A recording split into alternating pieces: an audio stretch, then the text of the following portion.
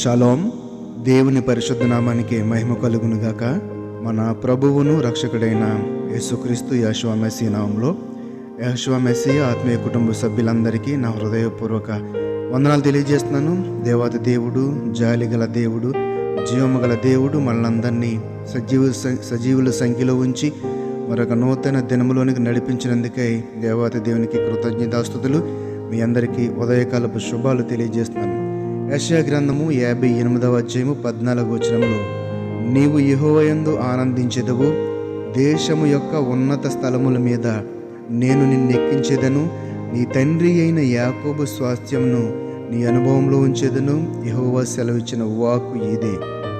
ఇక్కడ చూస్తే ప్రియులారా, దేశము యొక్క ఉన్నత స్థలముల మీద నిన్ను ఎక్కించేదను కనుక ఒక అభివృద్ధిని, ఒక మేలును తండ్రి అయిన దేవుడు యొక్క జనాంగానికి ఇస్తున్నట్లుగా మనం ఇక్కడ అర్థం చేసుకోవచ్చు. ఇక్కడ చూస్తే నీ తండ్రి అయిన యాకోబు స్వాస్థ్యమును నీ అనుభవంలో ఉంచేదను, యెహోవా సెలవిచ్చిన వాక్యదే. ఇశ్రాయేలు జనాంగమును ఆయన అభివృద్ధి చేసిన క్రమం చూస్తే ఆయన ఆ యొక్క ఐగుప్తు దేశపు బానిసత్వం నుండి విడుదల కలిగించి వారికి ఇచ్చిన స్వాతంత్రమును, అభివృద్ధిని చూస్తే కనుక వాళ్ళను ఆయన ఎంతగా ప్రేమించడం మనకి అర్థమవుతుంది ప్రియులారా. ఇక్కడ చూస్తే కనుక ఈ మాటలోని పరమార్థము, మీరు సమ్మతించి నా మాట వినిన ఎడల మీరు భూమి యొక్క మంచి పదార్థములను అనుభవింతురు. అలనాడు ఇశ్రాయేలు జనాంగానికి ఆయన చెప్పిన ఆ మాటను మన పితరులుగా మనం భావించిన ఆ యొక్క ఇశ్రాయేలీలు వారు పాటించిన విధి విధానాలు, వారు అభివృద్ధి చెందిన విధానం చూస్తే గనక ఈరోజు మనకు కూడా తండ్రి దేవుడు ఆయన చెబుతున్న మాట ఇదే. మీరు సమ్మతించి నా మాట వినిన ఎడల మీరు భూమి యొక్క మంచి పదార్థములను అనుభవింతురు. అంటే మనకి సమృద్ధి కలగాలంటే ఒక తినుటకు ఆహారము, కంటుకొట్టుకు వస్త్రము, నివసించుటకు గృహము కావాలంటే మనలో ఆయన కోరుకుంటున్న ఆ పవిత్రత, ఆ పరిశుద్ధత, ఆయన కోరుకున్న విరిగి నలిగిన హృదయము, ఆ యొక్క నెమ్మది, శాంతి, సమాధానము, తగ్గింపు హృదయం, ఇవన్నీ కూడా కలిగి ఉంటే కనుక నిజంగా మన జీవితంలో ఏది లోటు ఉండదండి. నిజంగా ఉన్నదానితోనే తృప్తి పొంది సమాధానం కలిగి ఉంటాము. అవి లేకపోవటం వల్ల కలిగే అనర్థాలు ఏంటో తెలుసా? మనకు 10 రూపాయల సంపాదన ఉంటే 100 రూపాయల కోరికలు, మనకు 1000 రూపాయల సంపాదించే 1,00,000 రూపాయల కోరికలు, పక్క వాళ్ళతో పోల్చుకోవటము. దేవుడు మనకి ఇచ్చిన దానితో తృప్తి పడితే గనక మన జీవితంలో నిజముగా సంతోషమును, సమాధానమును మనము కలిగి ఉంటాం. కాబట్టి ప్రియులారా, ఈ యొక్క మాటను చూస్తే యెషయా గ్రంథము 1వ అధ్యాయం 19వ వచనం చదివిన వాక్యమే. యెషయా గ్రంథము 1వ అధ్యాయం 19వ వచనం, మీరు సమ్మతించి నా మాట వినిన ఎడల మీరు భూమి యొక్క మంచి పదార్థములను అనుభవింతురు. ఆయన మాట వినాలి, ఆయన మాటకు లోబడాలి. ఆయన మాట ఎందుకు వినాలంటే ఆయన మనల్ని ఒక ప్రణాళిక ప్రకారము ఈ లోకంలో జన్మింపజేశాడు. ఆయన మనకిచ్చిన పుట్టుక ఒక ప్రణాళిక ఉంది. మనం ఇక్కడ జన్మించడం అనేది ఏదో సరదా మన తల్లిదండ్రులు వివాహం చేసుకుని వారి కలయిక ద్వారా పుట్టినది కాదు.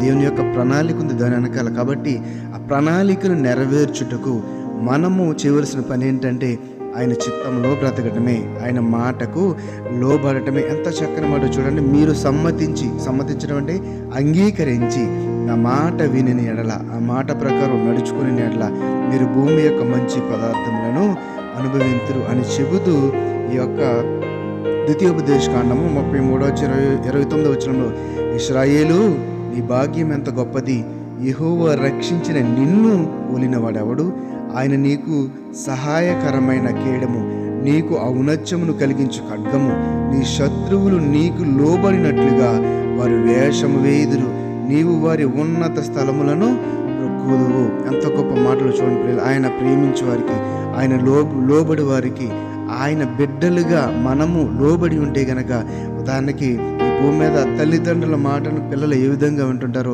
అలాగే తల్లిదండ్రుల మాట విని పిల్లలను తల్లిదండ్రులు ఎంతగా ప్రేమిస్తారో మనకు తెలియదా ప్రియులారా? అలాగే ఆయన మన పరమ తండ్రిగా భావించి మన జన్మకు ఆయన కారణమని తలంచి ఆయన చిత్తంలోనే బ్రతకాలని మనము మన హృదయంలో గట్టిగా నిర్ణయం తీసుకుని ఆయనకు లోబడి ఉంటే కనుక ఆయన కూడా మనల్ని ప్రేమిస్తాడు. ఏ లోటు ఉండదు, ఏ కొరత ఉండదు, నిత్యము సంతోషము, సమాధానము కలిగి ఉంటాము.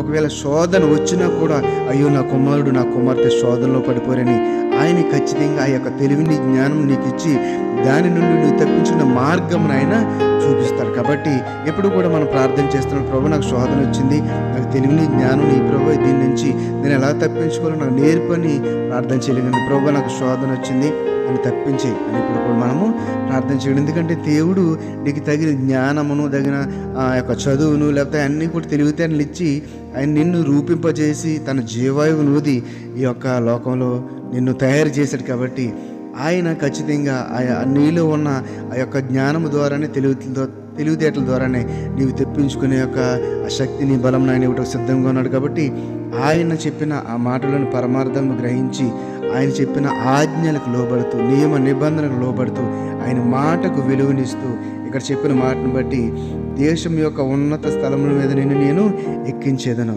ఎప్పుడు అంటే ఆ ముందు వచనంలో చూస్తే ఆయన నియమించిన ఆ యొక్క విశ్రాంతి దినమును ఆయన 6 రోజులు పనిచేసి 7వ దిన విశ్రాంతి తీసుకుని దాన్ని ప్రతిష్ఠించాడు. కాబట్టి దాన్ని మనం పాటిస్తే, విశ్రాంతి దినాన్ని మనము ఆయనకు ఆరాధన చేస్తే, ఆయన స్తుతిస్తే, ఆయన కనపరిస్తే ఖచ్చితంగా అంతటి శక్తిని, అంతటి అభివృద్ధిని ఆయన ఇవ్వడానికి సిద్ధంగా ఉన్నాడు. కాబట్టి అటు రీతిగా ఆయన మాటకు లోబడి మనం జీవిద్దాం. దేవుడి మాటను మన హృదయాల్లో బలపరిచి స్థిరపరచును గాక. ఆమేన్, ఆమేన్. షలోం. అందరికీ వందనాలు. షలోం.